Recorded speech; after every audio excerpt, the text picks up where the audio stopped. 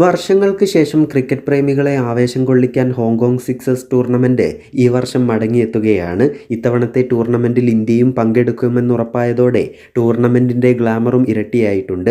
November 1 മുതൽ 3 വരെ മാത്രമുള്ള ചെറിയൊരു ടൂർണമെൻറ്റാണിത്. ഇന്ത്യക്ക് വേണ്ടി മുൻനിര താരങ്ങളൊന്നും തന്നെ ടൂർണമെൻറ്റിൽ പങ്കെടുക്കാൻ ഒട്ടും സാധ്യതയില്ല.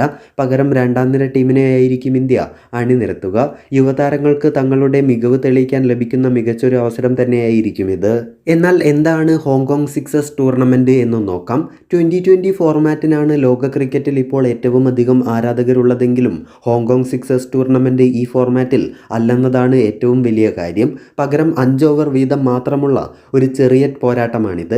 ക്രിക്കറ്റ് പ്രേമികളെ രസിപ്പിക്കുകയെന്ന ഒരൊറ്റ ലക്ഷ്യത്തോടെ മാത്രം ഹോങ്കോങ് ക്രിക്കറ്റ് അസോസിയേഷൻ സംഘടിപ്പിക്കുന്ന ടൂർണമെൻറ്റാണിത്. ഓരോ ടീമിലും 6 താരങ്ങൾ വീതമേ ഉണ്ടാവുള്ളൂവെന്നതും മറ്റൊരു പ്രത്യേകതയാണ്. ഫൈനലിൽ മാത്രം ഒരു ഓവറിൽ 8 ബോളുകൾ ഉണ്ടാവുമെന്നതാണ് കൗതുകമായ കാര്യം. വിക്കറ്റ് കീപ്പർ ഒഴികെ ഒരു ടീമിലുള്ള മറ്റുള്ള 5 പേരും മത്സരത്തിൽ ഓവർ വീതം ബോൾ ചെയ്യണമെന്ന് നിർബന്ധം. വൈഡ്, നോ ബോൾ എന്നിവയ്ക്ക് 2 റൺസ് വീതമാണ് ലഭിക്കുക. ഒരു കളിയിലെ 5 ഓവർ പൂർത്തിയാവും മുൻപ് ടീമിലെ 5 ബാറ്റർമാർ പുറത്തായാലും അവസാനത്തെയാൾക്ക് ബാറ്റിംഗ് തുടരാൻ സാധിക്കും. ഇതിനായി ഒരു റണ്ണറേയും ലഭിക്കും. പക്ഷേ സ്ട്രൈക്ക് നേരിടുക ടീമിലുള്ള താരം തന്നെയായിരിക്കും. 6 വിക്കറ്റുകളും വീഴുമ്പോൾ മാത്രമേ ഇന്നിങ്സ് അവസാനിക്കുകയുള്ളൂ. 1992 ഹോങ്കോങ് സിക്സേഴ്സ് ടൂർണമെൻറ്റിന് തുടക്കമായത്. 2017 വരെ ഇത് നടക്കുകയും ചെയ്തു. ഏറ്റവും അധികം തവണ ചാമ്പ്യന്മാരായ ടീമുകൾ ഇംഗ്ലണ്ടും സൗത്ത് ആഫ്രിക്കയുമാണ്. അതേസമയം 2024 ടൂർണമെൻറ്റിൽ പങ്കെടുക്കുന്ന ടീമുകൾ ആരൊക്കെയെന്ന് നോക്കാം.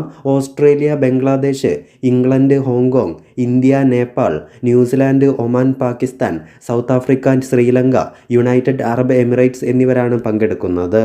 എന്നാൽ ഇക്കൊല്ലത്തെ എഡിഷനിൽ ഇന്ത്യൻ ടീമിനെ ആര് നയിക്കുമെന്നാണ് എല്ലാവരും ഉറ്റുനോക്കുന്നത്. ഋതുരാജ് ഗെയ്ക്വാദ്, സഞ്ജു സാംസൺ എന്നിവരിൽ ഒരാൾക്ക് നായകസ്ഥാനം ലഭിക്കാനിടയുണ്ട്. നേരത്തെ ഏഷ്യൻ ഗെയിംസിൽ ക്രിക്കറ്റ് ടീമിനെ ഇന്ത്യ അയച്ചപ്പോൾ നായകൻ ഋതുരാജ് ഗെയ്ക്വാദ് ആയിരുന്നു. ഈ ടീം സ്വർണം നേടുകയും ചെയ്തിരുന്നു. ഈ സമയത്ത് അന്താരാഷ്ട്ര ക്രിക്കറ്റിൽ ഇന്ത്യക്ക് വൈറ്റ് ബോൾ മത്സരങ്ങളില്ലാത്തതിനാൽ 2 പേരുടെയും സേവനം ഇന്ത്യക്ക് ലഭിക്കും. പല യുവതാരങ്ങൾക്കും അവസരവും ലഭിക്കും.